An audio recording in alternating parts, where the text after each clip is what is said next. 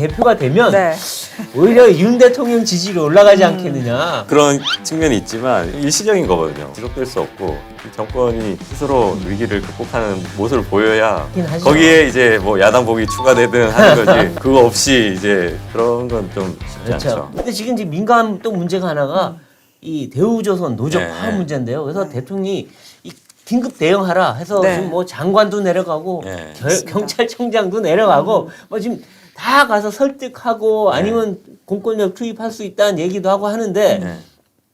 노조는 꿈쩍도 안 하네요. 이게 네. 그래서 이 공권력 투입 될까요?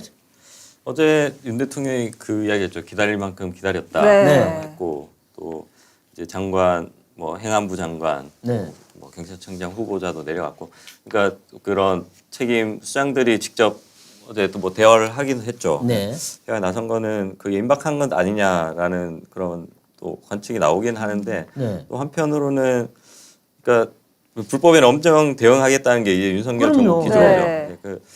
근데 또 그 현장 상황을 보면 또 뭐 신나를 가지고 이렇게 그러니까요. 그 되게 신나 위험한 5통이 더 올라갔다 그러네요. 예, 위험한 아, 참, 상황이 그거. 있기 때문에 그 딱 그 마지막 뭐 공권력 투입을 이제 개시를 하게 됐을 때 그 지점까지 이제 뭐 만일의 사태가 발생하는 지점이 제일 큰 부담인 부분이거든요. 네네. 그렇죠. 그래서 어제 그 발언이 뭐 당연히 이제 투입이 임박을 했는데 좀 더 이제 노조를 압박하는 차원 아니냐라는 네. 분석도 있고. 아, 근데 지금 이 투입해서 강제 해산을 시키려면 네. 예.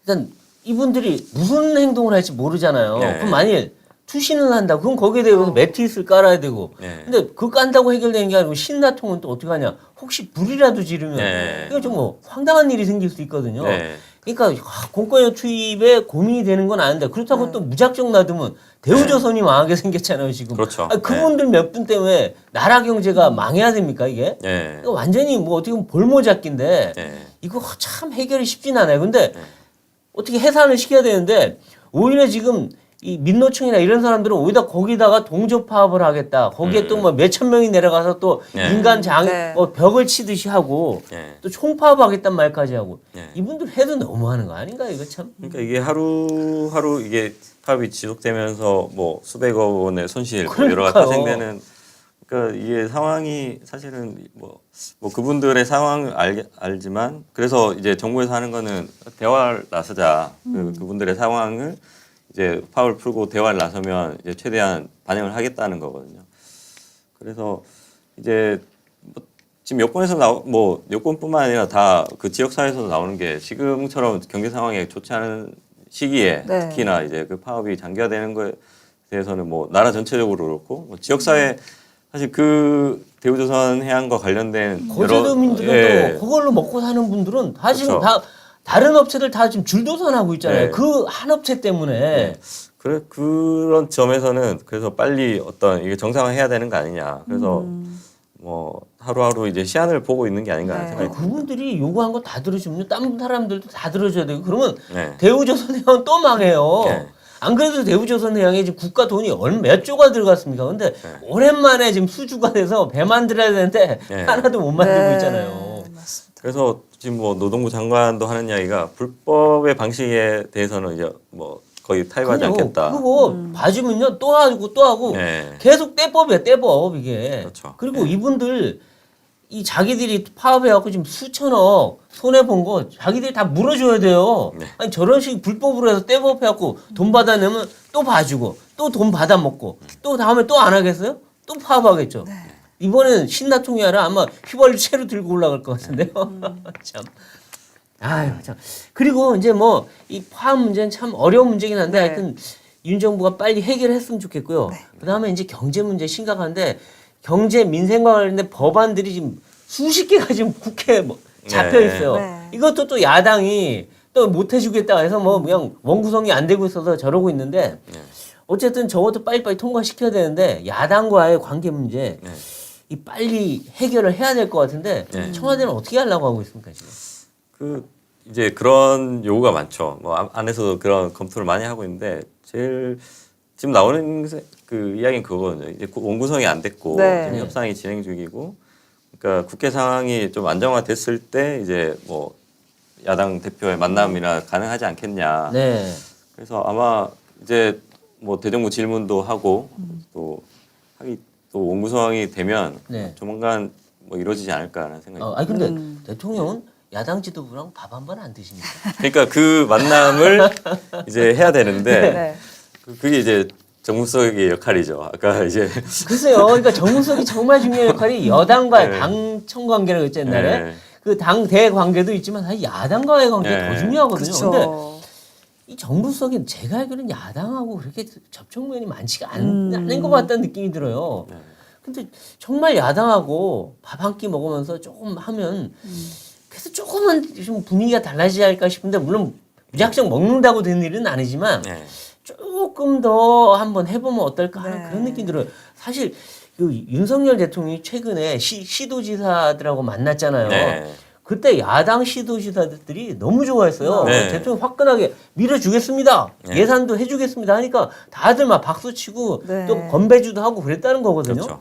그거 하면 조금은 더 좋아질 것 같은데. 예, 만나면 풀리죠. 예. 그렇죠. 그 만남까지 저도 그렇게 생각을 하거든요. 이게 만남을 가지고 뭐 너무 이렇게 막 이것저것 제기보다는 일단 만나라. 네. 뭐 대통령이 이제 그거 되게 잘해요. 윤 예. 대통령이 사람 관계 굉장히 좋게 잘하거든요. 예, 그런 걸 이제 성사시키는 게 이제 참모들의 역할이죠. 그렇죠. 네, 그렇다고 맞습니다. 대통령이 가서 만나주세요. 뭐 그럴 수는 없잖아요. 그 뒤에서 싹 해서 그럼 대통령이 네. 마지막에 오케이 딱 이렇게 하는 거죠. 네. 그렇죠. 근데 또 이제 만약에 이재명 의원이 당권을 잡게 되면은 네. 더 협치가 쉽지 않을 것 같다는 생각도 들거든요. 네, 8월 말 이제 전당대회. 그래서 더 빨리 만나야 그러니까요. 이재명 대표 그 네. 싸움질하기 시작할 것 같은데 정말로. 네. 그래서 이제 7, 8월 중에 그 승부를 봐야겠죠. 그렇죠. 근데 일각에서는 그래 이재명 대표가 네. 대표가 되면 아니 의원이 대표가 되면 네. 오히려 윤 대통령 지지율이 올라가지 않겠느냐. 워낙 그 이재명 의원이 그 또 희한한 그 뭐 발언도 많이 하고 또 네. 자신의 약점이 많아서 네. 더 그렇죠. 또 막 이게 이 뭐랄까 관계를 악화시킬 수도 있기 때문에 그럼 오히려 아유 야당 해도 너무하네 이런 것 네. 때문에 더 윤 대통령이 덕을 볼 수도 있다 하는데 네. 어떻게 보세요? 뭐 어느 정권이나 뭐 야당복이란 말이 나오긴 야당복? 했는데 예. 그것도 사실은 그 물론 그런 뭐 측면이 있지만 일시적인 거거든요. 네. 지속될 수 없고 결국은 이 정권이 스스로 이 뭐 위기를 극복하는 모습을 보여야 뭐 그렇긴 하죠. 거기에 이제 뭐 야당복이 추가되든 하는 거지 뭐 그거 없이 이제 뭐 그런 건 좀 쉽지 그렇죠. 않죠. 네. 네. 그러니까 국민의힘 이준석 대표는 지금 자맹 중입니다. 지금 지방을 좀 돌고 있는데 이 지역이 묘하게 친윤 의원들의 지역구라고 해요. 네. 광주, 목포, 순천, 창원인데 네. 또 의미가 있을까요? 이준석 대표가 그냥 갔다 오는 생각은 안 들고요. 뭐 네. 부산에 이어서 또 어제 강원도를 갔고 네. 어제 원주 뭐 이런 오늘 원주로 간다고 하는데 네. 이게 사실 그 징계 결정 전에 이준석 대표가 공개적으로 윤핵관을 저격을 했거든요. 네. 비판하고 했기 때문에 어떤 이런 동선들이 이제 약간 도장 깨기 느낌으로 네. 지역을 그러니까 약간 이 핵관들 간의 신경전이 있을 때 본인은 또 지역을 돌면서 네.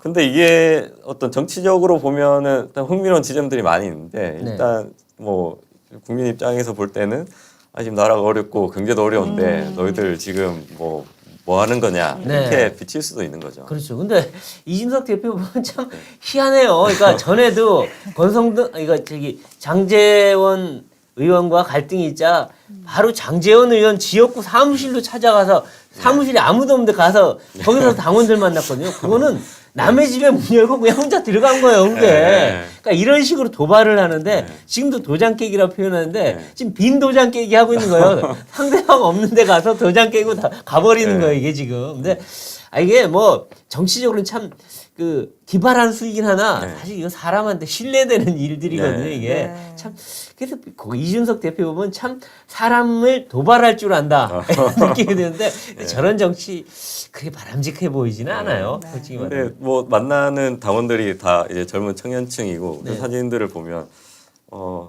정말 이전에 없던 당 대표의 모습인 것 같죠. 그러니까요. 네. 참.